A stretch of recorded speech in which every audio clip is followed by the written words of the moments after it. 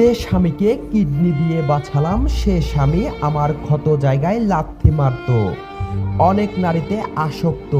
নিজের ফেসবুক প্রোফাইলে এমন একটি পোস্ট শেয়ার করে রাজবাড়ী পাংশা পৌর শহরের পুরাতন বাজার এলাকায় চামেলি বেগম নামের এক গৃহবধূ গলায় ফাঁস দিয়ে আত্মহত্যা করেছেন। শনিবার দিবাগত রাতে স্বামীর নিজ বাসভবনে এই ঘটনা ঘটে।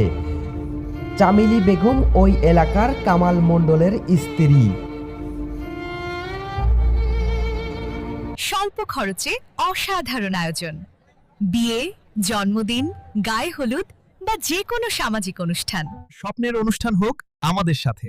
শাহিন ডেকোরেটর এবং সাউন্ড সিস্টেম, মেঘনা ও যশাই বাজার, পাংশা, রাজবাড়ী। আপনার পছন্দের ডেকোরেশন আর সাউন্ড সিস্টেম অর্ডার করতে এখনই কল করুন স্ক্রিনে দেওয়া নম্বরে।